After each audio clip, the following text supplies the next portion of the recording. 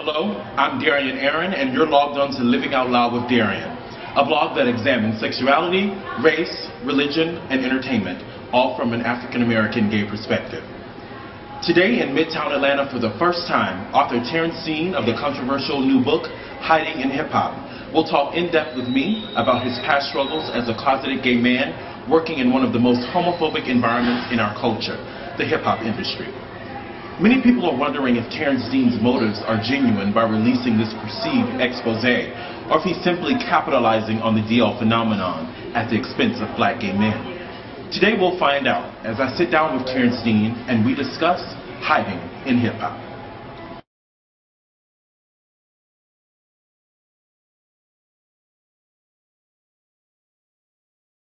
Before we begin, I just want to let you know that I respect and I admire your courage for writing your story. Thank you. No two stories are the same. Your story is not my story, but you definitely have a story to tell. And I know it wasn't easy for you to write your memoir. But I just want to say that I commend you for doing so. Thank you. I appreciate it.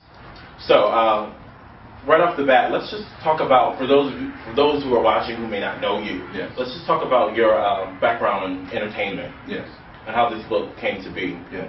Well, I've been in entertainment over 10 plus years.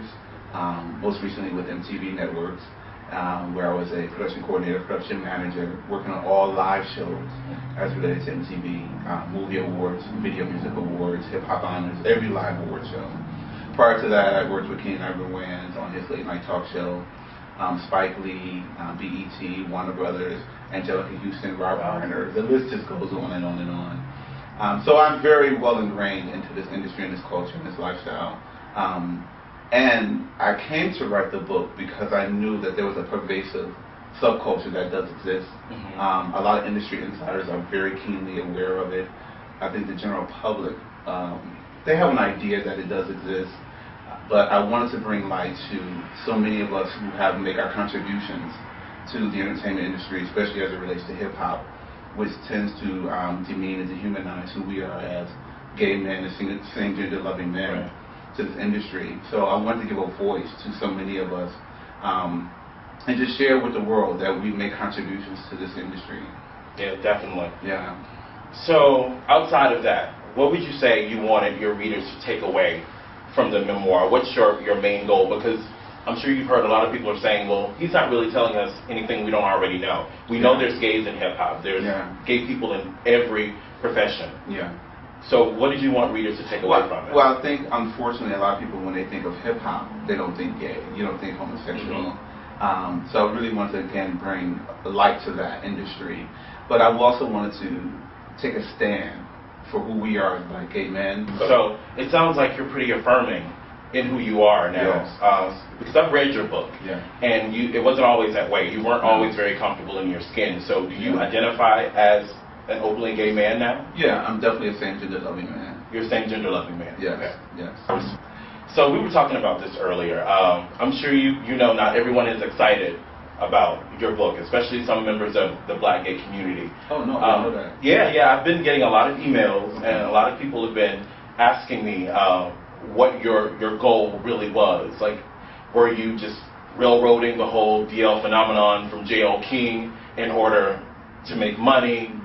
Or, like, really, what was your purpose for writing the book? Was it genuine? A lot of people really want to know. Oh, okay. Well, for me, it was genuine. It's my truth. It's my story. It's my life. But also, it relates to so many young men, men and women, who are a part of the black community. And the story transcends just the black gay life. It goes into the human story, the human spirit of overcoming obstacles, overcoming tragedy. I wrote the book because I lost a mother and 2 brothers to the AIDS virus, and I never talked about that.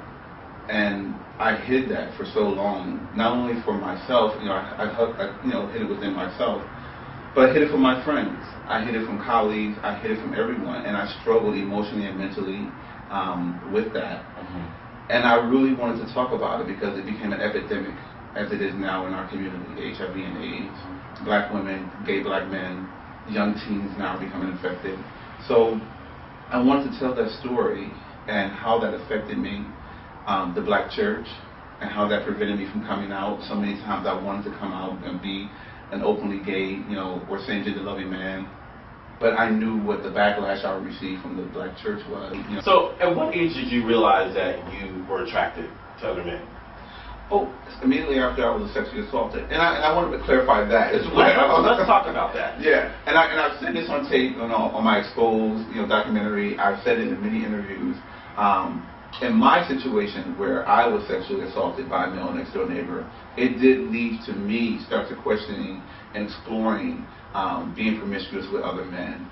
It is not the case. There's no link. So you never thought about being sexual with a man prior to that at all? No. Okay. No. And I know, and I've met many men who have been sexually assaulted, who have been, molested as young boys, who lead complete heterosexual lives. Mm-hmm. There is no link that correlates, I'm glad you cleared that up. Yeah, I'm glad you cleared that up. Yeah, because they were like, what are you saying? Because I just think that's a dangerous message to send. Yeah, exactly. And I know lots of men who were born naturally knowing their sexuality. They knew that they were going to be gay. Like they just knew. And I think that's also, we need to understand that too. Like there's no scientific evidence that proves otherwise.